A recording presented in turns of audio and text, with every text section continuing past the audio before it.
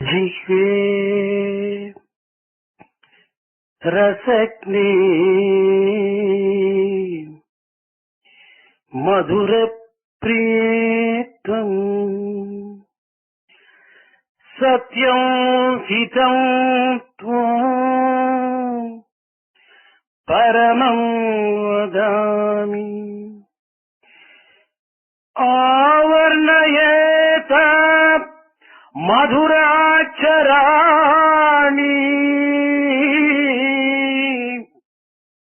गोविंद दामोदर మాధవేతి. విద్యార్థులారా, భారతదేశం ఈనాడు భారతదేశమని అనిపించుకునే తగినంతగా ఉన్నదా లేదా అనేటువంటి సందేహం ప్రతి ఒక్క భారతీయుని కూడాను కలగక తప్పదు. Young students, today whether our country India does deserve to be called India or does not deserve to be called India is a doubt which is sure to come in the minds of every young person. ఈనాడు భారతీయ సంస్కృతి అంతా కూడాను కేవలము హాస్యాస్పదమైనటువంటి యొక్క స్థితి యందు మనము అనుభవిస్తూ ఉన్నాము. గాయత్రి మంత్రము యొక్క తత్వము ముక్కు పట్టించటం లోపల ముగిసిపోతూ ఉంటున్నది. సన్యాసుల యొక్క తత్వము సంసారుల కంటే అతి బాధ్యతను వహించేటువంటి పరిస్థితి పూనుకుంది. ఇంకా ప్రాణాయామముల తత్వము పటాపించలంగా కనిపిస్తుంటున్నది. ఇలాంటి పరిస్థితి యందు నిజముగా భారతదేశమా కాదా అనేటువంటి సందేహము రాక తప్పదు. Today the Indian culture is appearing to us in a most ridiculous and funny manner. For instance, the Gayatri Japa or the Gayatri Mantra has only significance of your holding tight the tip of your nose. The sannyasi is having so much burden on him, which is perhaps even more than the head of a family has in looking after his family. When we talk of pranayama, it looks very simple and trivial. It has deteriorated into one which is meaningless. So it is true in this context that we do get a doubt whether India really deserves to be called India and whether Indian culture has any significance at all. ప్రతి దేశమునందు కూడాను కొంతకాలమునకు ఇట్టి పరిస్థితులు కూడాను పరిణామం పొందుతూ ఉండటం సహజం. దేశ కాల పాత్రను అనుసరించి దేశమునందు అనేక మార్పులు జరగటం కూడాను సహజం. అట్టి మార్పుల సమయమునందు తిరిగి సత్య నిత్యమైనటువంటి యొక్క తత్వాన్ని ప్రబోధించే నిమిత్తమై పరమహంసలు కాని అవతార పురుషులు కాని జగత్తునందు నరాకారమును ధరించి ధర్మ ప్రచార ప్రబోధములు సలపటం కూడాను పరమ సత్యం. It is true that in the history of every country, after some time, a situation arises which is quite natural when such a deterioration is to be seen. Depending upon the country, depending upon the passage of time, depending also upon the individuals who live in that country, this deterioration does come and is quite natural. When such a deterioration comes, for establishing the original traditions and the original culture, there do appear either in the form of Paramahamsa or in the form of an avatar. God will come in the midst of the people. 5800 సంవత్సరములకు పూర్వం కూడాను జగత్తునందు ఇట్టి వేద విహితమైనటువంటి ధర్మమునకు జ్ఞానం సంభవించినటువంటి సమయమునందు కూడా ఆదిశంకరులు అవతరించి వేద విహితమైనటువంటి యొక్క ధర్మమును అద్వైత సిద్ధాంతములను ప్రబోధించి భారతదేశమునకు ప్రధానమైనటువంటి పీఠమును స్థాపించి తిరిగి ధర్మమును పునరుద్ధరించేటువంటి యొక్క వ్యక్తులలో ఆదిశంకరులు వారు ప్రధానులు. About 5,800 years ago, when in this world righteousness and whatever was dependent upon the dharma which had its roots in our Vedas was on the decline. Adi Shankara appeared on the surface of the earth, and he propagated and resuscitated the ancient dharma which depends upon our Vedas in the form of Advaita or non-dual philosophy. And he has established many well-known pithas or the places where such things flourish all over India. అనగా ఈ అధర్మం అన్నటువంటిది 5000 సంవత్సరములకు పూర్వమే ప్రారంభమైనది. అనగా కృష్ణుని యొక్క కాలమునందే కృష్ణుడు ఈ జగత్తును వదలి తాను నిరాకార రూపుని ధరించినటువంటి సమయమునందే ధర్మము కేవలము అధర్మ స్వరూపాన్ని ధరించింది. This means that as long ago as 5,000 years, this adharma or the lack of dharma, lack of righteousness did lift its head and start at that time. When the Lord Krishna gave up his mortal form and he became one who had no form or attribute in the ordinary sense, dharma began to decline, dharma left and adharma began to take place. నందన నామ సంవత్సరము వైశాఖ శుక్ల పంచమునందు ఆదివారము బ్రహ్మ ముహూర్త సమయమునందు కాలడి అనేటువంటి కేరళ గ్రామమునందు ఆదిశంకర్ల వారు 2500 సంవత్సరముల పూర్వము తాను శరీరాన్ని ధరించాడు. In the year which has the name of Nandana, in the month which has the name of Vaishakhi, on the day which has the name of Panchami, on a Sunday, in the early hours of the morning, which we refer to as the Brahma Muhurta, nearly 2,500 years ago, in a place called Kalari, Adi Shankara took his birth.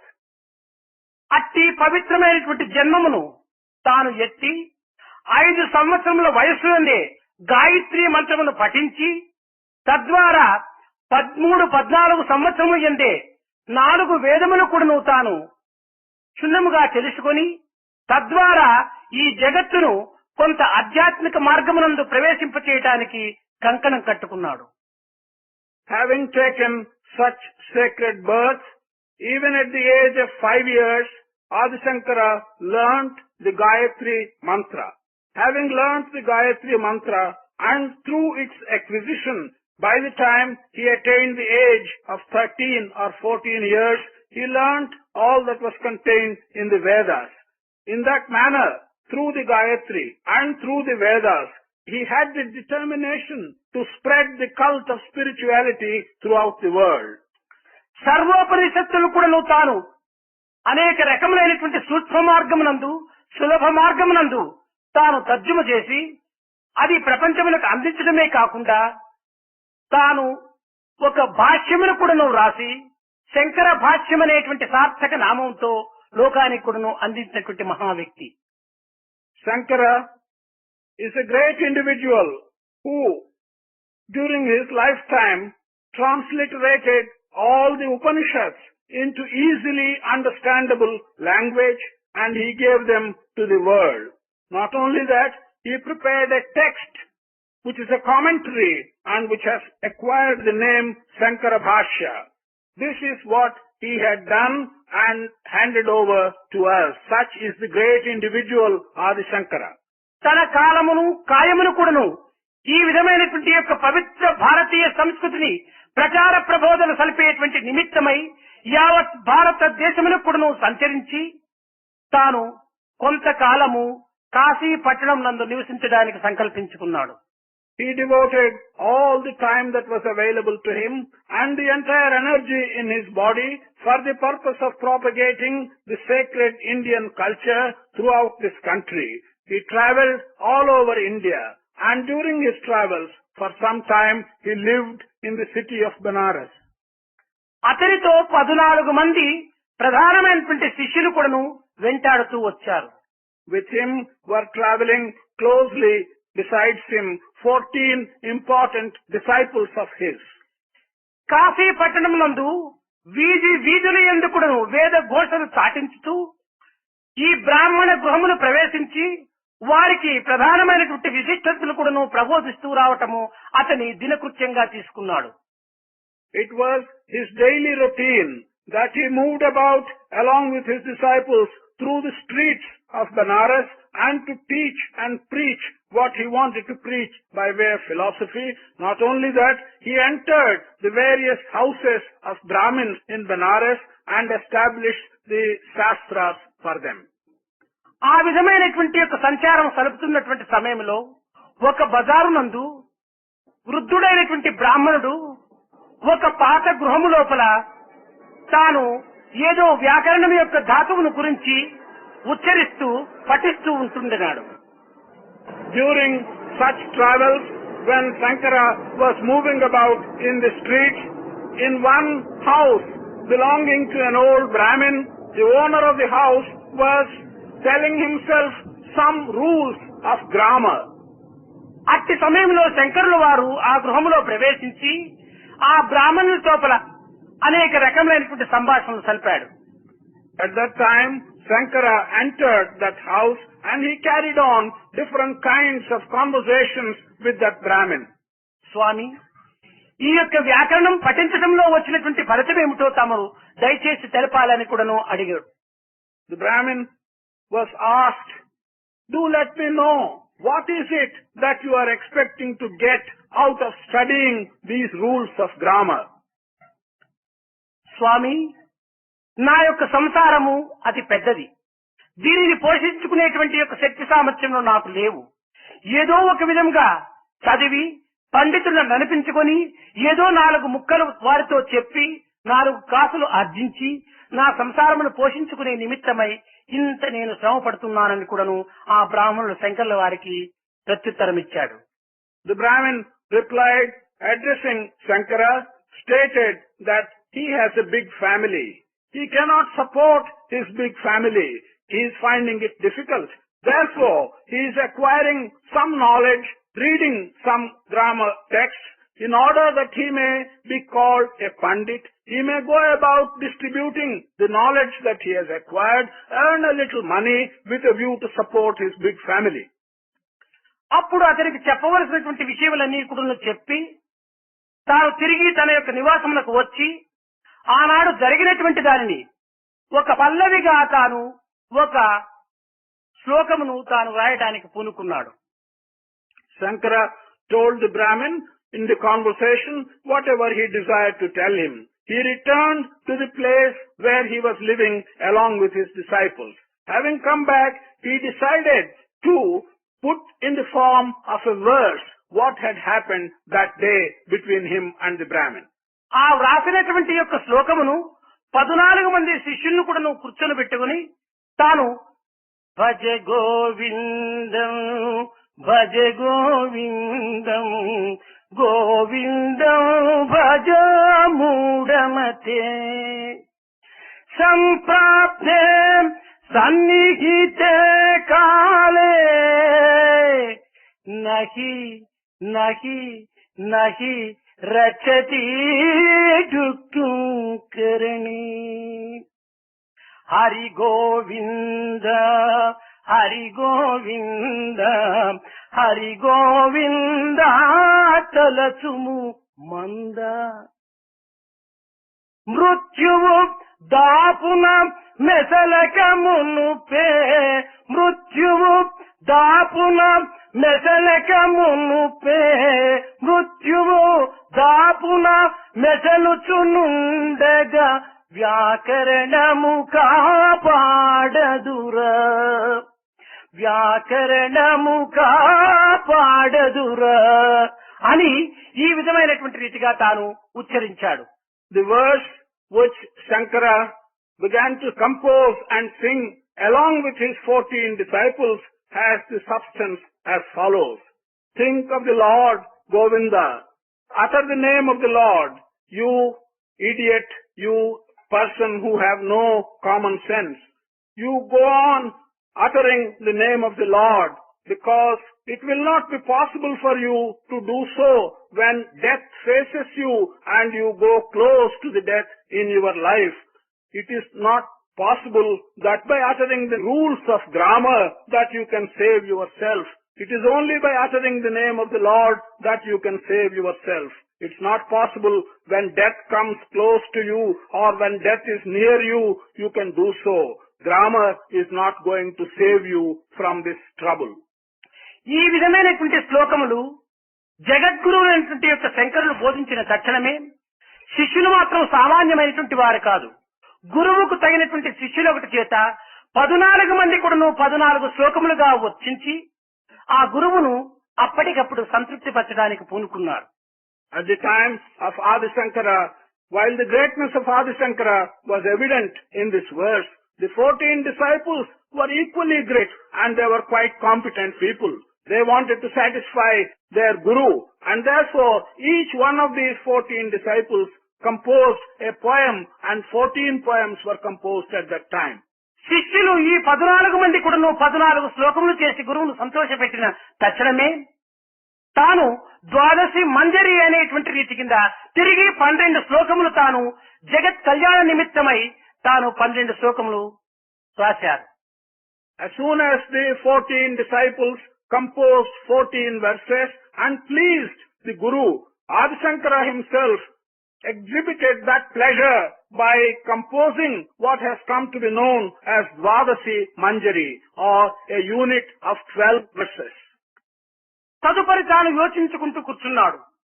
కేవలం ప్రబోధన చేసినంత మాత్రమున ఇందులో ప్రయోజనం ఏమాత్రం కూడాను ఉండదని తాను భావించి ఆశీర్వాద ఫలితంగా కూడాను తిరిగి 4 శ్లోకములు తాను ఉచ్చరించాడు. He began thinking for himself, and he came to the conclusion that one cannot get full benefit merely by teaching or preaching. He should also give them some kind of a blessing.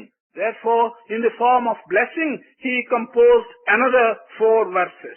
దీనినే మోహముద్గర అనేటువంటి రీతి కింద మొదటిది భజగోవిందం అనేటువంటి పల్లవి, తదుపరి 12 శ్లోకములు, శిష్యుల యొక్క 14 శ్లోకములు, తాను ఆశీర్వాద శ్లోకములు 4, ఈ అన్నీ చేరటం చేత 31 శ్లోకంగా ఇది ఒక తయారైపోయి దీనిని మోహముద్గర అనేటువంటి రీతి కింద ప్రపంచానికి అందిస్తూ వచ్చాడు.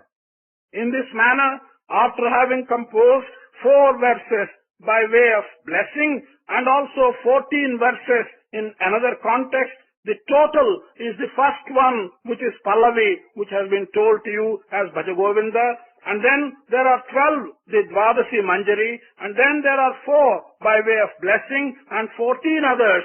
Altogether make 31 in the name of Mohamuggara, and these 31 verses have been handed over to the posterity. ఇందులో ప్రధానమైనటువంటిది మూఢమతే అనేటువంటి యొక్క దీని కింద తాను ప్రధాన లక్ష్యాన్ని నిరూపించాడు. In this, the most important thing which has communicated is in the word Mudha Mate. It simply means the mind which is not able to understand or grasp. ఎవరు ఇందులో మూఢమతి, ఎట్టివారిని మనం మూఢమతి అని ఉచ్చరించడానికి వీలవుతుంది అనేటువంటి దాన్ని చక్కగా విచారణ చేసుకుని తాను సరి అయినటువంటి యొక్క జవాబును కూడాను అందించాడు. We have to ask ourselves, who in this context is the Modhamati? Who is the person who has the mind which cannot grasp and which cannot understand? He has given a beautiful reply for this question. నాస్తికో మూఢ ఉద్యతే అనేటువంటి didn't లోపల మనం విచారణ చేసినప్పుడు అనాత్మవాది ఒక మూఢమతి అనేటువంటి దానిని తాను నిర్ణయం చేశాడు. To this question, when we take the sentence Nastiko Mudha Udyate, that is, one who does not believe in divinity, one who does not accept the existence of divinity, is one who also will argue as an Anatmavadi. He does not believe in the existence of Atma. Such person, Shankara has decided, is the Modhamati.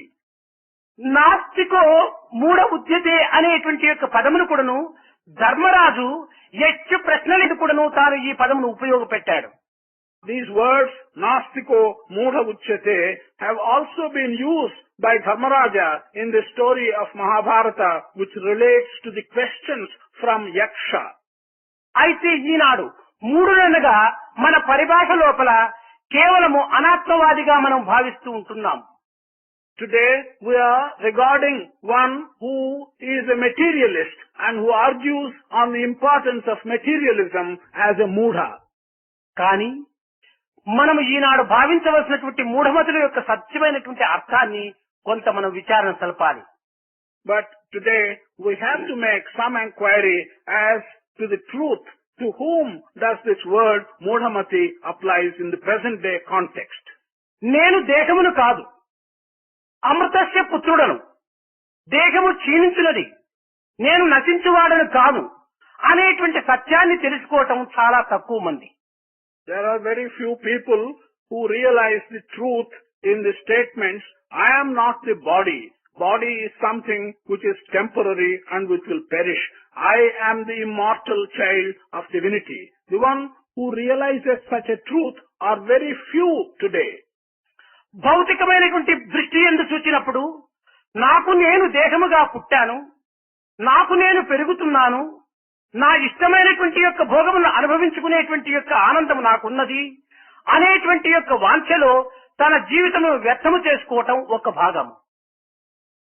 When we look at this from the worldly aspect, there is an aspect which tells us that I am born in this body. I am growing in this body.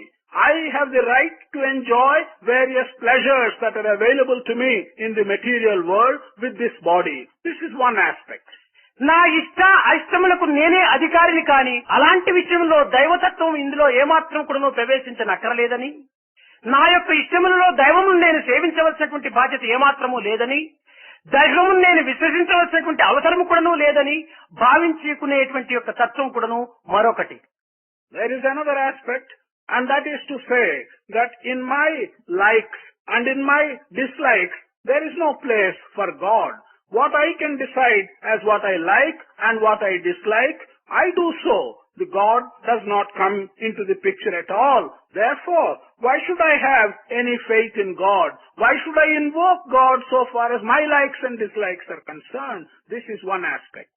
అయితే దీనికి పరమ విరుద్ధమైనటువంటి మరొక మార్గం కూడాను లేకపోలేదు. It's not as if there is no other aspect which is quite contrary to what has been now explained to you. నా గృహములకు నేను గుత్తను కడుతున్నాను, నా యొక్క వృత్తి పన్ను నేను చెల్లిస్తున్నాను, నా యొక్క అధికారముల యొక్క పన్ను కూడాను నేను నీటికి గాని విద్యుత్ శక్తులకు గాని నేను పన్నులు చెల్లిస్తున్నాను, నా నిత్య జీవితం లోపల అనుభవించడానికి తగినటువంటి అనుకూలములకు తగినటువంటి వాటికంతా నేను పన్నులు చెల్లిస్తున్నాను అనేటువంటి ఒక భావము ఒకటి యందు ఉంటుంటాది. Some individuals have the feeling that I am paying the rent as a tenant for the house in which I live. I pay tax for the profession which I pursue. I pay taxes for the water that I consume and for the electric power that I consume. In fact, I pay for all that I get from the rest of the world. There is therefore a feeling of this kind on the part of some people. అయితే భౌతికమైనటువంటి విద్యుత్ శక్తికి, భౌతికమైనటువంటి జలమునకు, భౌతిక నివాసమైన గృహమునకు, భౌతిక సంబంధమైనటువంటి వృత్తులకు తాను పన్నులు చెల్లిస్తున్నానేటువంటి భావం ఒకవైపున తాను ప్రార్థించినా, మరొక వైపున చక్కగా విచారణ చేసినప్పుడు నేను నివసించడానికి ఏర్పరిచినటువంటి ఈ భూమికి నేను ఏం పన్ను చెల్లిస్తున్నాను, నేను జీవించడానికి తగినటువంటి యొక్క ప్రాణములకు నేను ఏం పన్ను చెల్లిస్తున్నాను, నాకు వెలుతురును అందించేటువంటి యొక్క సూర్య చంద్రాదులకు నేను ఏమి పన్ను చెల్లిస్తుంటున్నాను, నాకు అన్ని విధములైనటువంటి శబ్దమును ప్రసాదించినటువంటి ఆకాశ స్వరూపులకు నేను ఏమి పన్నును చెల్లిస్తుంటున్నాను. కనుక ఇట్టి అగమ్య గోచరమైనటువంటి యొక్క ఆధారమే లేకుండా ఈ క్షణనిత్యమైనటువంటి యొక్క భోగములకు మాత్రమే మనం ప్రధానమైనటువంటి లక్ష్యాన్ని అందించడంలో ఉన్నటువంటి యొక్క వివేకం ఏమిటి అని కూడా వారు విచారించుకోక తప్పదు.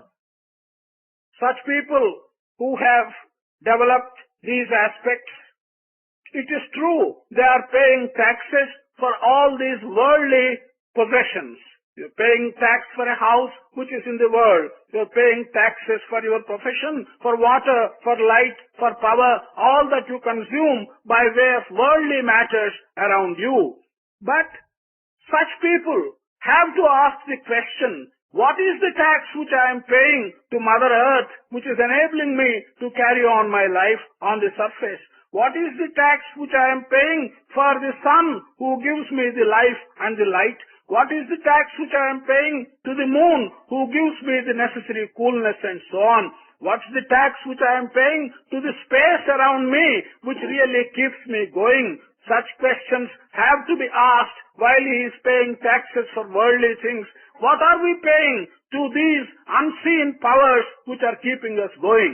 ఎలాంటి సైంటిస్టులైనా కూడాను ఉన్నటువంటి యొక్క పదార్థములు విభాగములు చేసి చూపించగలరు, చేయించగలరే కానీ లేనిది అతను సృష్టించడానికి వీలు కాదు. However great scientists may be, they can only explain to you the qualities of the existing material substances. They can divide them into components and tell you what they consist of. But no scientist can create something which does not exist. ఈనాడు మానవునికి కావలసినటువంటి జలమును, oxygen, hydrogen కూడాను కలిపి water గా తయారు చేయటం సైంటిస్టులు చేయగలుగుతున్నారా? Today, man, when he needs water, are they able to produce that water by mixing the elementary substances, oxygen and hydrogen, and giving him the necessary water? సహజమైనటువంటి యొక్క వర్షమును కురిపింపగలుగుతున్నారా? Are they able to produce natural rain? మానవులకు సంబంధించినటువంటి ప్రాణవాయువును సృష్టించి అందించడానికి పూనుకుంటున్నారా? What is essential for man's life, namely oxygen, are they able to create the necessary oxygen and hand it over to man? ఇంతే కాదు, ప్రపంచమునకు ప్రకాశమును అందించేటువంటి సూర్య సంధ్రాదులు కూడాను వారు సృష్టింపగలుగుతున్నారా? Not only this, the sun and the moon, who are handing over the necessary light and energy to the world, are the scientists able to create the sun and the moon? ఏదో కొన్ని పదార్థమును చేర్చుకొని కృత్రిమమైనటువంటి యొక్క రూపకంగా వారు తయారు చేయించడము అంతో ఇంతో జరపవచ్చునే కాని యావత్ ప్రపంచమునకు కూడాను జలమును అందించి సూర్యచంద్రాల యొక్క ప్రకాశమును మార్పు చేయించి అనేక రకములైనటువంటి ప్రాణవాయువులు కూడాను సృష్టింపగలిగేటువంటిది ఎవ్వరి తరము కూడాను కాదు. ఇది అంతై కూడాను ఒక భగవత్ సంకల్పంలో ఇమిడి ఉన్నదే అనేటువంటిదే కాని ఈ భౌతికమైనటువంటి యొక్క స్వరూపము ఏమాత్రం కూడాను చేయడానికి సాధ్యం కాదనేటువంటి సత్యాన్ని ఎవరు తెలుసుకున్నారో వాడే మూఢమతి కాదు. Maybe occasionally these scientists can put together a few elemental substances here and there and have some kind of artificial creation when small quantities of new materials are being produced. But are they able to create the sun and the moon? Are they able to create the life-giving substances like oxygen and water? It is not possible for anyone to do such things. They can be created only at God's pleasure. The one who realizes this truth, that all creation is at God's pleasure and there is no one in this world who can create anything which does not exist, that person can be called by negation that he is not the Modhamati. అనేక పెద్ద పెద్ద పట్టణములందు త్రాగుటకు కూడాను నీరు లేకపోవటం చేత అనేక విధములైనటువంటి సైంటిస్టులంతా కూడాను చేరి సముద్రపు జలమును కూడాను త్రాగు నీరుగా మార్చాలనేటువంటి ప్రయత్నం చేస్తున్నారు. అందులో కొంతవరకు కూడాను వారికి ఫలితం చిక్కవచ్చును. కానీ ఈ సముద్రము నీరే లేకపోతే దీనిని తీయనీరుగా మార్చడం వారి చేతనవుతుందా? In some cities there is a shortage of drinking water. In order to meet the shortage of this drinking water in those cities, some scientists are putting their heads together and they are taking the salt water from the ocean and they are converting it into sweet water. In this attempt, they may succeed to some extent in converting the ocean water into sweet drinking water. But can they produce drinking water when the original ocean water itself is not available to them? కనుక original లేకోకుండా కూడా వీరు కల్పితమైనటువంటి దాన్ని సృష్టించడానికి సైంటిస్టుల తరము కాదు.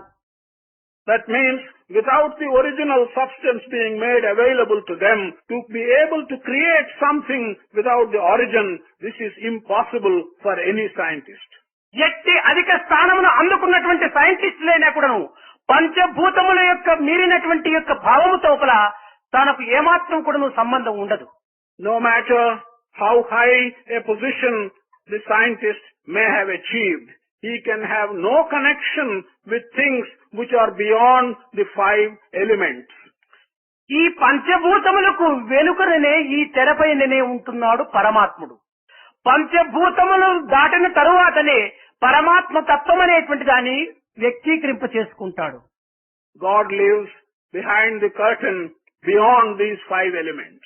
God exhibits His power beyond the region of these five elements within which the man operates. పంచభూతముల సంబంధము ఉండినంత వరకు కూడాను పరమాత్మ తత్వం అర్థం కాదు. So long as the connection with the five elements exists, one cannot understand the true significance and meaning of the Paramatma Tattva or the divinity. ఈ పంచభూతములు ఈ ప్రకృతికి మాత్రమే మన యొక్క జీవితాన్ని కొంతవరకును అనుకూలపరచుకొని ఆనందమును అనుభవించి దివ్యత్వమైనటువంటి యొక్క దైవత్వాన్ని కూడా అనుభవింప చేయడానికి ఒక్క ప్రధానమైనటువంటి యొక్క రంగంగా ఉంటుంటాది. To some extent, we can utilize these five elements in the nature to make things comfortable for ourselves in this life, but that is for the purpose of understanding the Paramatma Tattva or the divine aspect. అంతేకాని ఈ పంచభూతముల లోపలనే పరమాత్మ తత్వాన్ని అర్థం చేసుకోవటానికి పూనుకోవటం ఇది కాలం వ్యర్థం చేయటమే అవుతుంది. But on the contrary, to attempt to understand the divine spirit and the divine aspect within the space of these five elements will be tantamount to wasting your time. ఈ పంచభూతములు కూడాను పరమాత్మని యొక్క సంకల్ప స్వరూపములైనటువంటి సత్యాన్ని గుర్తించినటువంటి వాడు పరమ పవిత్రుడు. One who is able to understand and realize the truth that these five elements themselves are the creation by God at God's pleasure. He who realizes this truth, he is one who understands things. కనుక మూఢమతి అనగా దివ్యత్వమైనటువంటి దైవం యొక్క అనుగ్రహానికి పాటుపడక ఈ పంచభూతములతో నేటికో రేపటికో కూడాను కూలిపోయేటువంటి జీవిత నిమిత్తమై మనం అనేక రకములైనటువంటి శ్రమలను మనం పడి కొన్ని నిరాశలకు గురి అయి జీవితమును కూడాను వృథాపరుచుకునేటువంటి యొక్క ప్రయత్నాలు చేసుకున్నంత వరకు కూడాను మనము మూఢమతులమని విశ్వసించక తప్పదు. Which means that so long as we do not yearn by our attempts for the grace of the divinity, and so long as we involve ourselves in our life being mixed up with these five elements around us, we will be meeting great many disappointments. We will be wasting our life, and there is no escape from this fact that you will be spending your life like a Modhamati if you do not recognize this truth and yearn for the grace of the divine. దైవాన్ని ఆధారం చేసుకొని దేశాన్ని మనం అనుభవించుకోవటానికి పూనుకోవటం మనం ప్రయత్నం సలపాలి. Our attempt should be to take as our support the divine and then put ourselves into the experience of the world around us. ఇంకా రెండవ పదమునందు సంప్రాప్తే సన్నిహితే కాలే అన్నాడు. In the second line of the verse, Sankara has said that when your end is coming closer and closer and when the time for you to die is approaching. మానవునికి అన్ని భయముల కంటే కూడా మృత్యు భయము చాలా భయంకరమైనటువంటిది. For man, of all the fears that come his way, the fear of death is the most terrifying thing. ఆ మృత్యువు కూడాను 1,00,000 తేళ్లు మన యొక్క దేహం పైన ప్రాకినట్టు కాదు, 1,00,000 తేళ్లు కుట్టినంత బాధగా ఉంటుంటాది మృత్యు సమయమునందు. At the time of death, it is not as if there are just 1,00,000 of scorpions or crawling on your body. It is so painful that 1,00,000 of scorpions are really stinging you all at a time. కనుక ఇట్టి భయంకరమైనటువంటి బాధను నీవు అనుభవించుకునేటువంటి సమయమునందు నీకు భగవంతుడు తప్ప అన్యులు నీకు ఏమాత్రం కూడాను సహాయకారులు కారు అనేటువంటి సత్యమును కూడాను నాకి రక్షతి డుక్ను కరణి అన్నాడు. In the next line, he is telling you that while the death of which you are terrified in such an extreme fashion is to you, and when you are suffering the pangs of death, there is nothing which can really save you except the divine spirit. That is what is meant by saying the rules of grammar will not save you when you are close to your death. ఇంకా గోవిందం గోవిందం భజ గోవిందం గోవిందం. ఈ గోవిందం అనేటువంటి దానికి అనేక రకములైనటువంటి అర్థములు కూడాను అనేక పెద్దలు ప్రబోధిస్తూ వచ్చారు. In this stanza, which says Govindam Bhaja, Govindam Bhaja, there are many interpretations given by learned scholars for this word Govindam Bhaja. కానీ గాహం విందం ఇది గోవిందం అనేటువంటి యొక్క అర్థం కూడాను దీనికి సరి అయినటువంటిది. But the proper meaning for this word Govindam is whatever is devoid of Gadham iti, that is called Govindam. అనగా గోవులను పాలించేటువంటి వాడని, గోవులను ధరించేటువంటి వాడని కూడాను, భరించేటువంటి వాడని కూడాను ఇందుకు అర్థం. There is a meaning for this word which tells us that he who looks after the cows, he who tends the cows and looks after them, he is Govinda. అనగా పశుత్వాన్ని కూడాను పరిపాలన చేసేటువంటి వాడే గోవిందుడు. This means one who has control and one who has rule over the animal nature is Govinda. మానవుని యందు శేషముగా మిగిలినటువంటి యొక్క పశుత్వం ఉండటం చేత ఈ పశుత్వం యొక్క లక్షణాన్ని పరివర్తము గావించి దాని యొక్క పరిశుద్ధమైనటువంటి యొక్క స్థితి యందు పరమాత్మకు అర్పితము చేపించేటువంటి నిమిత్తమై గోవిందుడు ఈ యొక్క రూపమును ఈ యొక్క నామమును అనుభవిస్తున్నాడు. There is some animal nature which is remaining as a residue in man. This residual animal nature in man has to be changed and transformed. One God in that form who is able to change and transform the residual animal nature in man, he takes the name Govinda. పశుత్వానికి మానవత్వము అలభ్యము, మానవత్వానికి దివ్యత్వము లభ్యము. For an animal, human nature is something which is unattainable. But for man, divine nature is something which is attainable. అయితే మానవత్వం లోపల పశుత్వము కొంచెం శేషంగా ఉంటుండాలి. However, in man's nature, there is a residuary animal nature. ఈ పశువు యొక్క లక్షణాన్ని కూడా మనం ఒకతూరి విచారించాలి. We have to make some inquiry of what we mean by saying animal nature. పచ్చని గడ్డిని మాత్రం తనకు చూపినప్పుడు దగ్గరగా వచ్చి ఆనందంగా తోకను అల్లాడిస్తుంది.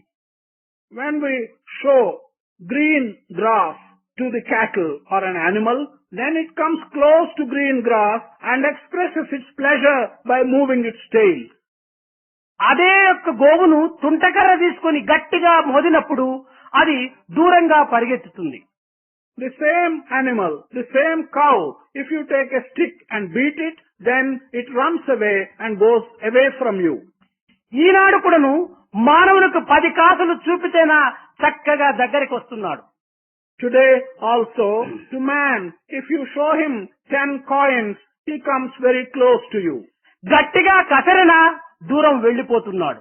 But if you are angry and shout at him, he goes away from you. ఇది పశుత్వం యొక్క లక్షణం కాక మానవత్వం యొక్క లక్షణాలా? Is this not the nature of an animal? Is this the nature of a human being? కనుక మనము భయపడకూడదు, భయపెట్టకూడదు. Therefore, we should not be afraid. We should also not cause fear to others. భయపడుటకు మనము మృగములు కాదు, పశువులు కాదు. భయపెట్టుటకు మనం మృగములు కాదు. To be afraid, we are not cattle. To cause fear to others, we are not animals. అయితే కొన్ని తప్పప్పులు జరిగినటువంటి సమయమునందు దానికి కొన్ని రకములైనటువంటి సత్యమును ప్రబోధించి దానికి తగినటువంటి యొక్క శిక్షణ ఇవ్వటం లోపల మానవత్వంలో ఉన్నటువంటి వివేకమే కాని అవివేకములకు ఏమాత్రము సంబంధం కాదు. However, when some wrong actions come up, when something false is done, then to expose the truth and to punish persons who are responsible for such misdeeds, This can only be the awareness in man and in man's quality. This cannot be an animal behavior. కనుకనే గోవింద అనేటువంటిది కేవలము మానవుల యొక్క తప్పప్పులను తీర్చిదిద్ది తప్పుకు తగినటువంటి శిక్ష ఒప్పుకు తగినటువంటి ఫలితమును అందించి పరమాత్మ సన్నిధికి పెన్నిదిగా అందించుకుంపజేసేటువంటిది ఈ గోవిందుని యొక్క లక్షణం. So, when we utter the word Govinda, we have to understand that his aspect is to find out what is wrong, what is right in a man, and punish when he commits a mistake, and reward him when he does something good, thus carry on the rectification of human beings. This is the aspect of Govinda. కనుకనే మనము నిరంతరము కూడాను గోవిందుని స్మరించక తప్పదు, భజించక తప్పదు, విశ్వసించక తప్పదు. So, every day you have to think of Govinda. You have to utter the name of Govinda. You have to develop faith and confidence in Govinda. It is not possible to do otherwise. ఈ గోవింద అనేటువంటి దానికి మరొక అర్థం కూడాను ఉన్నది. There is also another meaning for this word Govinda. వాక్యము అని దీనికి ఒక అర్థం. The other meaning is that this is an uttered sound. మానవుడు పలుకు పలుకులకు, పశువు అరుచు అరుపులకు, వేదములో చెప్పు మంత్రములకు ఒక్క శబ్దమే ప్రధానము. Whether it is for the words that are uttered by man, or for the sounds which are produced by animals, or for what is said in the Vedas, for all these things there is one base, and that is the base of sound. ఈ శబ్దములలో కొన్ని భేదములు ఉండవచ్చునే కాని శబ్దము మాత్రము ఏక శబ్దమే. There may be superficial differences in this sound, but the basis, namely the sound, is the same for all these three kinds. కనుక శబ్దస్వరూపుడైనటువంటి వాడు గోవిందుడు అనేటువంటి దానికి కూడాను ఒక మరొక అర్థం. Therefore, there is another meaning for the word Govinda, and he who has the form of Shabda or sound. గాం, భూమిం, గేదం, స్వర్గం, వేదం వా విందతీతి గోవిందః అన్నాడు. Gam, that is cows, Bhumim, that is the earth, Vedam, that is the Vedas, Swarga, that is the heaven. He who represents all these things is Govinda. అనగా భూమి అనగా ఈ జగన్నాటకమైనటువంటి ఈ యొక్క వేదికకు తాను సూత్రధారుడుగా ఉన్నాడు అనేటువంటి యొక్క సత్యాన్ని కూడాను ఈ భూమి అనేటువంటి యొక్క శబ్దంలో మనకు అర్థాన్ని బోధిస్తుంది.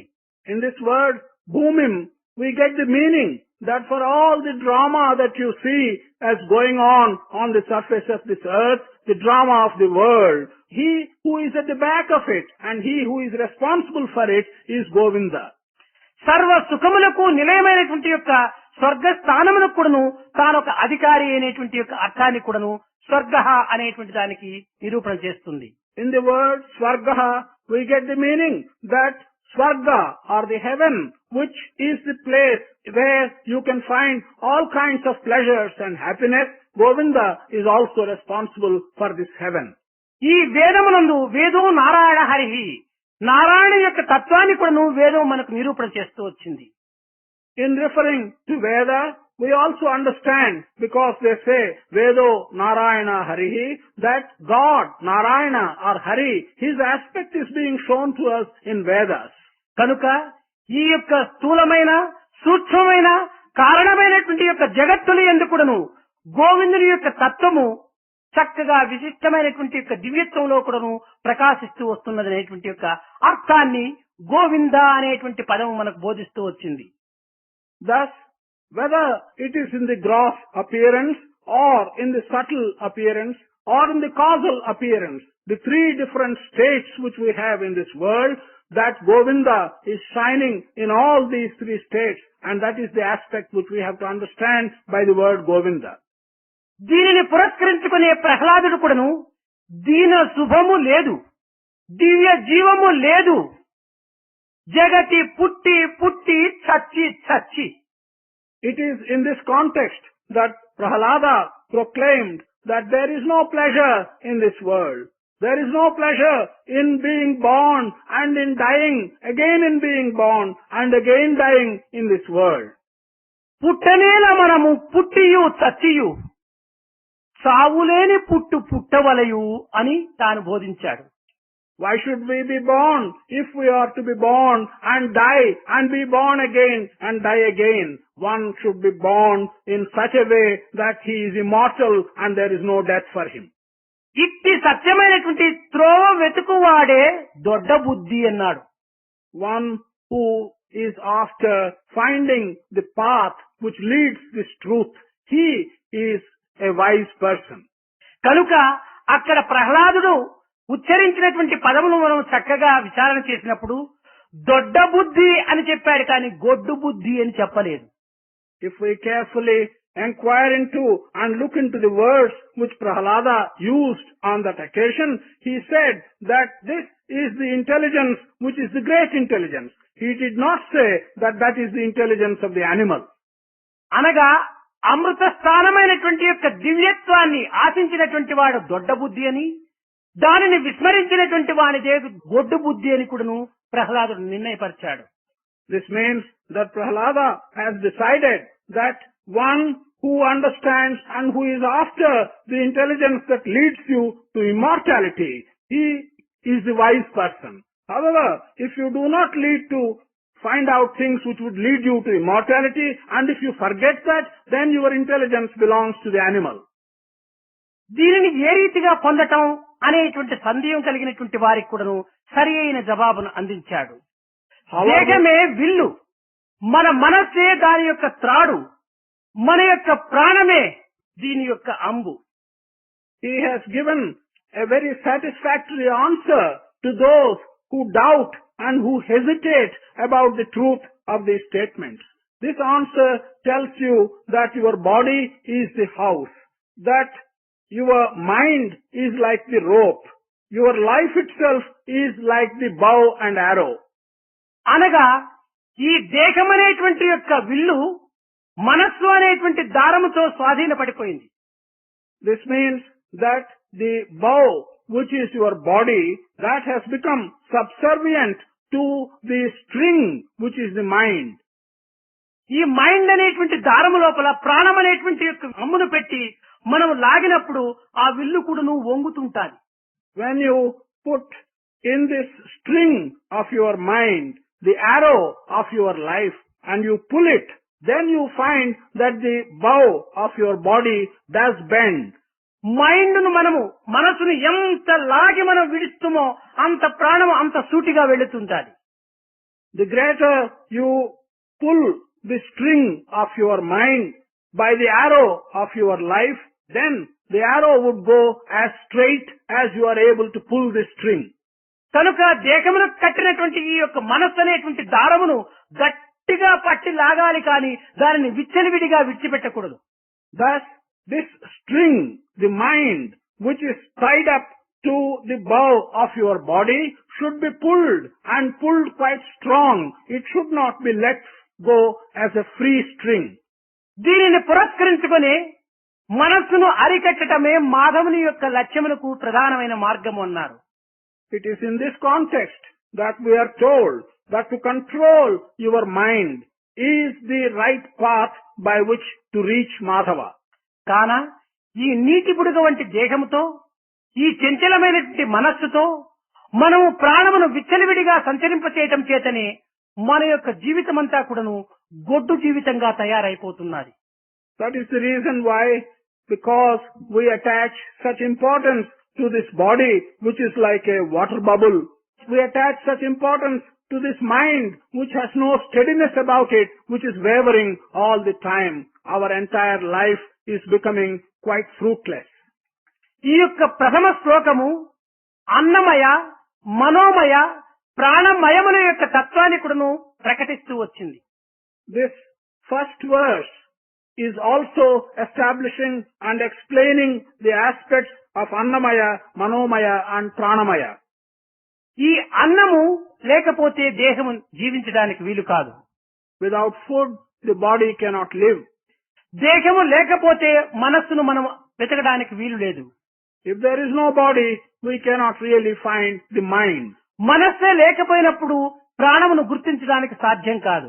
If there is no mind, we cannot recognize the life in the body. కనుక విజ్ఞానమయ ఆనందమయములు రెండు కూడాను ఈ అన్నమయ మనోమయ ప్రాణముల పైన ఆధారపడి ఉండటం చేతని ఆ విజ్ఞానమయ ఆనందమయముల కోసమని మనం ప్రాకులాడుతున్నాం. The aspect of knowledge and the aspect of bliss and happiness are dependent on the body, mind and life. Therefore, we are after these three aspects. అన్నమయ మనోమయ ప్రాణమయములు అనిత్యములైనను ఇది విలువలైనటువంటివి అయినప్పటికీ ఈ విజ్ఞానమయ ఆనందమయములైనటువంటిది అతి ప్రధానమైనటువంటి యొక్క పరతత్వములు అయినప్పటికీ ఈ విలువలైనటువంటి యొక్క మనోమయ ప్రాణమయములపైనే ఆధారపడి ఉంటున్నాయి. It is true that these three aspects, the aspect of the body, the aspect of the mind and the aspect of the life, these are transient. These are not permanent. They have no value. But the more valuable aspects, the aspect of wisdom, the aspect of bliss, are dependent upon these transient, valueless things. So we attach importance to them. విజ్ఞానమయ ఆనందమయములను అనుభవించుకునే నిమిత్తమై ఈ అన్నమయ మనోమయ ప్రాణమయములను మనం కాపాడుకోవాలి. To be able to experience the pleasure of wisdom and the pleasure of bliss, we should protect the body, the mind and the life. దీనికి ఒక చిన్న ఉదాహరణము. There's a small example for this. మన ఇంటి యందు విలువైనటువంటి యొక్క నగలు వజ్రములు ఉండినప్పుడు దానిని విలువలైనటువంటి యొక్క ఇనుప పెట్టెలో పెట్టి మనం భద్రం చేస్తున్నాం. If in our house we have some valuable jewels and valuable gems, we are protecting them by putting them in a valueless iron safe. ఈ యొక్క గోడ్రేజ్ అనేటువంటిది విలువలైనటువంటిది. కానీ విలువలైనటువంటి యొక్క పెట్టెయందు విలువైనటువంటి యొక్క వస్తువులు మనము దాచుతున్నాం. This Godrej safe is something which has no value. We are putting valuable things like jewels and gems in a valueless Godrej safe. ఈ విలువలేని పెట్టెలో విలువైనటువంటి పదార్థములు దాచుకోవటం వెర్రితనంగా కూడాను ఈనాడు మనం భావిస్తున్నాం. Sometimes we think today that it is unreasonable to put these valuable things and protect them in a valueless safe. మన దేశమే ఒక వ్యర్థమైనటువంటి విలువలేనటువంటి యొక్క పెట్టె. Our body is a valueless and useless box. కానీ ఇట్టి విలువైనటువంటి యొక్క పెట్టెయందు విలువైనటువంటి యొక్క విజ్ఞానమయ ఆనందమయమైనటువంటి యొక్క వజ్రములు దాచినాడు భగవంతుడు. In this valueless body, God has kept and protected valuable things like wisdom and bliss. కానీ మన అవసరాన్ని పురస్కరించుకొని ఇంత విలువైనటువంటివంతా ఇంత విలువలైనటువంటి యొక్క ఈ దేహంలో భగవంతుడు పెట్టడం అంత సరైన ప్లాన్ కాదని మనము కొంత హాస్యాస్పదంగా భావించుకుంటాం. But sometimes, according to our convenience, we think that it is not a very reasonable thing. It almost looks funny that God has chosen to put such valuable things like the aspect of wisdom and the aspect of bliss in such a valueless and transient thing like the body. భగవంతుడు బుద్ధి స్వరూపుడు కనుకనే తనకు అనేక రకములైనటువంటి యొక్క విచారణ శక్తి తన యొక్క సంకల్పంలో లయమైపోవటం చేతనే తాను అన్నీ కూడాను ఒక ఫలితమైనటువంటివే తాను సృష్టిస్తాడు. కానీ అఫలితమైనటువంటివి తాను సృష్టించడానికి ఏమాత్రం కూడాను సంకల్పించడు. God is the embodiment of intelligence. God looks at things in a complete manner. And therefore, in His creation, He is not going to create things which have no value, which have no purpose. He will always create everything which has a specific purpose. విలువైనటువంటి బంగారు నగలంతా కూడాను విలువైన బంగారు పెట్టెలోనే దాచడానికి మనం ప్రయత్నం చేస్తే లోపల ఉన్న నగలు ఎవరు చూడరు, పెట్టె మాత్రమే చాలని కూడాను దొంగిలించుకోకపోవటానికి ఎంతైనా పూనుకుంటారు. If we keep valuable gold ornaments and protect them inside a valuable gold box, nobody would bother about the jewels inside. They will be quite satisfied with the box, and as soon as they see the box, they will take it away. కనుకనే విలువైనటువంటి వస్తువులు విలువలైనటువంటి యొక్క పదార్థములందు దాచుకోవటము ఇది సహజమైనటువంటిది, ఇది సరి అయినటువంటి యొక్క రీతిగా ఉన్నటువంటిది.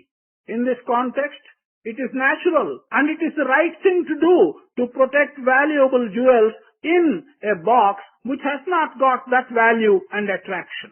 కాన మన విలువైనటువంటి యొక్క విజ్ఞానమయ ఆనందమయములను మనము అనుభవించుకునేటువంటి నిమిత్తము, దాని అందుకునేటువంటి నిమిత్తము ఈ విలువ లేనటువంటి యొక్క అన్నమయ మనోమయ ప్రాణమయములను సక్రమమైనటువంటి మార్గంలో కాపాడుకోవటం కూడాను దీనికి ఒక ప్రధానమైన కర్తవ్యం. Therefore, in order that we may reach the realm of wisdom, we may reach the realm of bliss and happiness, it becomes necessary for you to protect as much as possible the body, the mind and the life where they have been kept safe.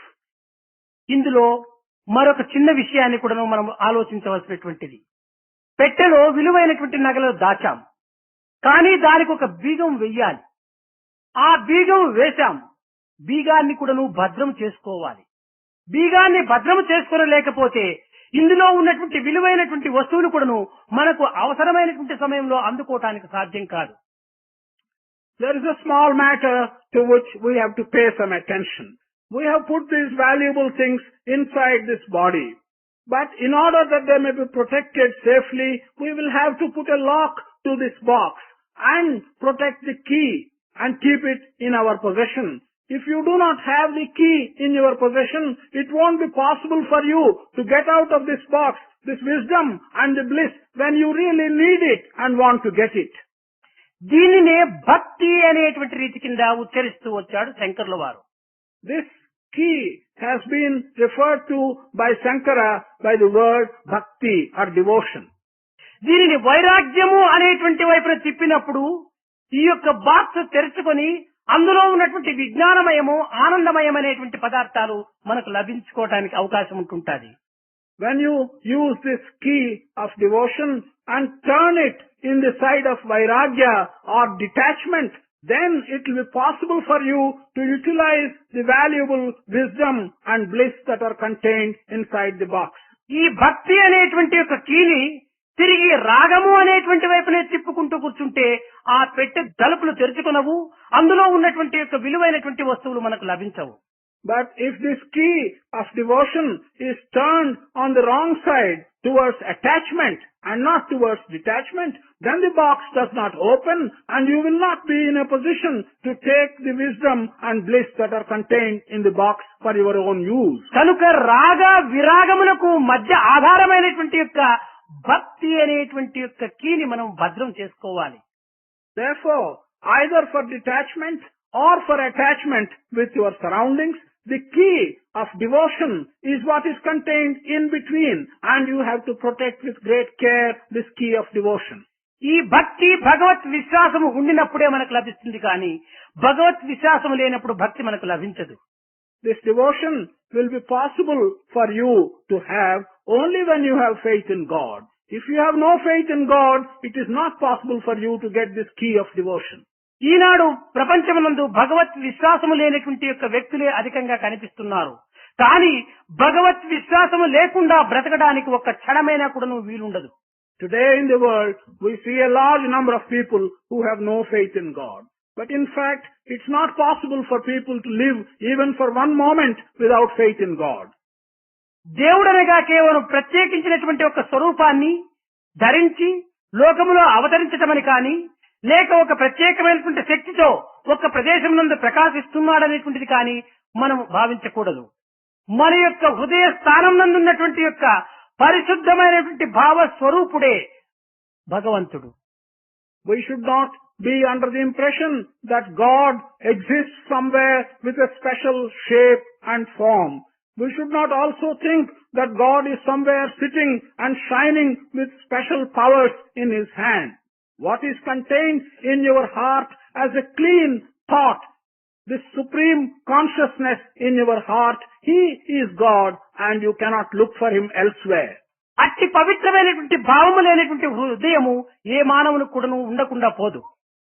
Such sacred heart is necessary for every person. There is no man who hasn't got such a sacred heart. కనుక అట్టి పవిత్రత ప్రతి ఒక్కరి హృదయం నందు కూడా ఉన్నది కనుక తనను తాను విశ్వసించినప్పుడే భగవత్ విశ్వాసం అనేది కూడా చెప్పడానికి వీలవుతుంది.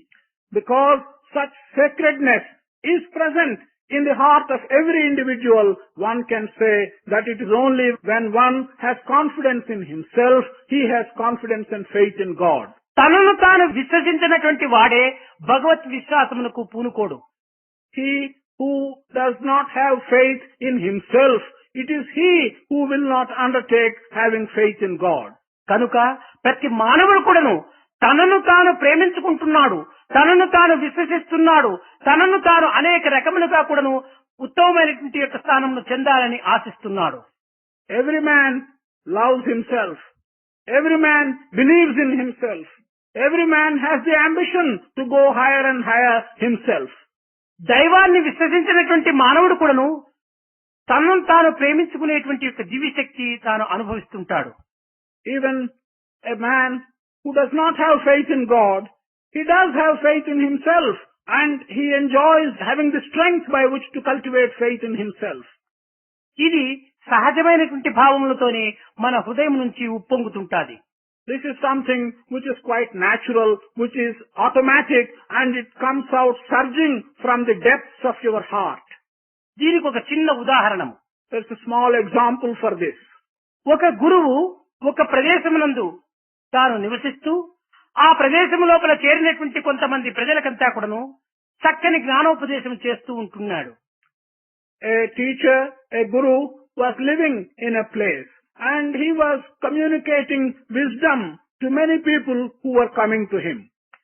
అతని దర్శనార్థమై వచ్చేటువంటి యొక్క ప్రజల లోపల అనేక మంది పత్రము, పుష్పము, ఫలము, తోయము అన్నట్టుగా భారతీయ సంస్కృతిని పురస్కరించుకొని కొన్ని ఫలములు మాత్రం తెచ్చి అతని గురువుకు అర్పిస్తున్నారు. Those people who were coming to have his darshan and listen to his discourses, in accordance with the Indian traditions, they were bringing either some flowers or some fruits, and they were giving them to him as offering. ఆనాడు ఆ గురువు అధిక ఫలములు చేరటం చేత తనకు సమీపుడైనటువంటి యొక్క శిష్యుని దగ్గర పిలిచి, నాయన ఈ పండ్లంతా కూడా నువ్వు లోపల తీసుకుని వెళ్లి కోసుకొని తట్టలో పెట్టుకుని తీసుకుని రా, అందరికి పంచవచ్చు అన్నాడు. On one day, as the offerings were quite plenty by way of fruit, he called a disciple who was close to him and told him, take these fruits inside, cut them and put them in a basket and bring it back so that we can distribute the fruit to all those who have assembled. ఆ పరమ శిష్యుడు అన్ని ముక్కలుగా చేసుకుని గురువు చెంతకు తట్టలో పెట్టుకుని వచ్చాడు. స్వామి, తమ ఆజ్ఞ సిద్ధంగా చేశాను అన్నాడు. This disciple had cut all the fruits into pieces, put them in a basket, came back to the teacher and said, I have obeyed your orders. సరే నీవు పంచమన్నాడు teacher. The teacher said, all right, you distribute them amongst those present. ఎవరికి ముందు ఇవ్వాలి స్వామి అన్నాడు ఈ శిష్యుడు. The disciple asked the teacher, to whom shall I give the first fruit? అప్పుడు గురువు చెప్పాడు, నాయనా నీకు ఎవరిపైన ఎక్కువ ప్రీతి ఉంటుందో వారికి మొట్టమొదట ప్రారంభించు అన్నాడు. The teacher said, start with the person on whom you have great friendship or great affection. అందరూ అనుకున్నాడు గురువుకు మొట్టమొదట ఇచ్చి తదుపరి అందరికీ ఇస్తాడు అనుకున్నారు ప్రజలు. All the people sitting there thought that he would first give the fruit to the guru and then he would give it to others. కానీ ఈ శిష్యుడు ఆ పని చేయలేదు. But this disciple did not do so. అప్పుడు తనకు తాను 3 ముక్కలు తిన్నాడు. He himself started with himself and ate 3 fruits. అందరూ చేరి కళ్ళు ఇడుస్తూ ఏమిటి గురువుకు పెట్టకుండా నీవు తింటున్నావు అన్నాడు. ఆ శిష్యుడు జవాబు చెప్పాడు, ఎవరిపైన నీకు ఎక్కువ ప్రీతో వారికి మొట్టమొదట పంచమని గురువు ఆజ్ఞ. కనుక నాపై కంటే నాకు ఎక్కువ ప్రీతి ఇంకెవరిపైన ఉంటుంటాది. కనుక సెల్ఫ్ కాన్ఫిడెన్స్ ఇంపార్టెంట్ అనేటువంటి సత్యాన్ని ఆ శిష్యులకంతా కూడా ప్రబోధించాడు. All those people who assembled there started wondering, why is it this man has not given the fruit to the guru first? He himself has started eating. And when he was asked to give an explanation, he said that the teacher had ordered me to start with that person for whom I have the greatest affection and love. And I have the greatest affection and love to myself. Therefore, I have started with myself, and that is why I have taken the fruits. Thereby, he has demonstrated to them the fact that he has confidence in himself and he loves himself. బాహ్య దృష్టితో మనం పరికించినప్పుడు గురువుకు ఇవ్వకపోయినంత మాత్రమున భక్తి లేదని మాత్రం మనం భావిస్తున్నాం. కానీ తన ఆత్మతృప్తి కోసమై తనకున్నటువంటి భావమును సత్య స్వరూపములో ప్రకటించినటువంటిది ఇందులో భక్తికి సరి అయినటువంటి లక్షణమని కూడాను ఆ పదం మనకు బోధిస్తూ వచ్చింది. When we look at this story in a superficial manner and look at only the external significance, we may think that he has not shown respect to the Guru. But when you go deeply into it, this demonstrates the fact that satisfaction of the self and confidence in oneself are the essential basis by which he had acted. కనుక భగవంతుని మాత్రం మనం నమస్కరించక, భగవంతుని సేవించక, భగవంతుని భజించక, దేవాలయములు వెళ్ళక, తీర్థయాత్రలు సలపక ఉండినంత మాత్రమున వారికి ఆత్మవిశ్వాసం లేదని మాత్రం మనం భావించకూడదు. ఆత్మవిశ్వాసం అన్నటువంటిది ఎవనికి వానికి ఆనందించవలసినటువంటిది విషయమే కాని ప్రదర్శించేటువంటి యొక్క విషయం కానేరదు. Therefore, if one does not go and touch the feet of the God, or does not go to a temple, or does not participate in religious functions, or go on pilgrimages to sacred places, one should not conclude that he has no faith in the self. What is really important is that one should have faith and confidence in one's own self. This is something quite different. వ్యక్తిగతమైనటువంటి యొక్క భావములు అనేకము ఉండినప్పటికీ ఆత్మతత్వమైనటువంటి భావము అందరికీ ఒక్కటే అనేటువంటి సత్యాన్ని శంకరుల వారు ఈ భజగోవింద తత్వంలో ప్రబోధిస్తూ వచ్చాడు. While individuals may have their own notions and they may differ from each other, the Atma Tattva is not like that. To whomsoever it may belong, it is one and the same. Shankara has taught in these verses the oneness of this Atma Tattva. ఈ మొట్టమొదటి పల్లవం నందు భగవత్ విశ్వాసమును అభివృద్ధి పరిచే నిమిత్తమై ఈ మూఢమతిని మాత్రమే అడ్డము పెట్టుకుని తాను ఇంకా ముందు మార్గము నచ్చడానికి తగినటువంటి యొక్క మెట్లు తాను ప్రారంభిస్తూ వచ్చాడు. It is with a view to promote faith in God that Adi Shankara in this Pallavi, the first verse, he merely has taken as an instrument this Modhamati. Having taken Modhamati as the instrument, he is laying the foundation for developing in the succeeding verses faith in God. మనం ఏదైనా పెద్ద భవనాన్ని మనం ఎక్కాలనుకున్నప్పుడు దానికి ఒక నిచ్చెన మాత్రం మనం వేస్తుంటాం. If at any time we want to climb a very high pedestal or a very high building, then we get hold of a ladder and put it next to the building. అయితే ఆ నిచ్చెన కింద ఆధారము పైన ఆధేయము రెండూ లేకుండా ఈ నిచ్చెన మనం ఎక్కడానికి వీలు కాదు. But for this ladder, there must be the base on which it is supported. There must also be the end where it is supported. Without the base and without the end, this ladder cannot stand there. కనుకనే ఈ ఆధారమైనటువంటిది మూఢమతిగా తీసుకొని ఇంకా ఆధేయమైనటువంటిది ముక్తమతి అనేటువంటి దానిని ఆధేయంగా తీసుకొని మధ్య లోపల జీవిత తత్వములో అనేటువంటి ఈ కర్రలు మెట్లుగా పెట్టుకుంటూ వెళ్ళాడు. Thus, what Shankara did was to take as the base the Modhamati and the destination is the Muktamati. These are the two ends of the ladder. The ladder itself consists of steps which are your life. He has used the various aspects of life as the steps of the ladder. The base is Modhamati and the destination is Muktamati. ముక్తమతికి మూఢమతికి మధ్యలో 29 మెట్లుగా ఈ 29 శ్లోకములు కూడాను పూర్ణం చేశాడు. Between the base, Modhamati, and the destination, Muktamati, he has used these 29 verses as the various steps on the ladder.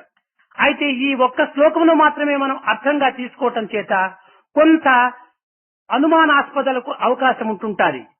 ఇంకా క్రమక్రమేణా రెండవ శ్లోకం మూడవ శ్లోకం కూడాను మనం చెప్పుకుంటూ పోయినప్పుడు ఇది పూర్తిగా నిస్సంశయంగా కూడాను సుస్పష్టంగా కూడాను మనకు అర్థమై మనస్సును మాలిన్యము దూరం చేసి పవిత్రమైనటువంటి మానవ తత్వానికి నిలయమైనటువంటి యొక్క హృదయంగా తయారు చేస్తుంది ఈ భజగోవిందం యొక్క 31 శ్లోకములు కూడాను. If we take only the first verse and confine ourselves to the meaning of the first verse, there is a possibility of your getting some doubt and some hesitation. But if we go on further and further in this list of 31 verses which constitute the Bhajagovinda, then there is no doubt at all. Gradually you become enlightened and your heart gets purified and you will be led on to the sacred destination of the divine. గోవిందం గోవిందం భజ గోవిందం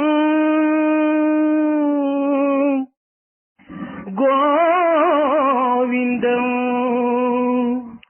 గోవిందం భజ మూఢమతే గోవిందం గోవిందం భజ మూఢమతే సంప్రాప్తే సన్నిహితే కాలే సంప్రాప్తే సంప్రాప్తే సన్నిహితే కాలే సంప్రాప్తే నకి నకి రాచతి డుక్ను కరణే గోవిందం భజ మూఢమతే పునరపి జననం పునరపి మరణం పునరపి జననీ జఠరే శయనో పునరపి జననీ జఠరే శయనో గోవిందం భజ మూఢమతే భజ గోవిందం భజ మూఢమతే సంప్రాప్తే సన్నిహితే కాలే సంప్రాప్తే సన్నిహితే నహి నహి రాచతి డుక్ను కరణే గోవిందం భజ మూఢమతే గోవిందం భజ గోవిందం భజ మూఢమతే గోవిందం భజ మూఢమతే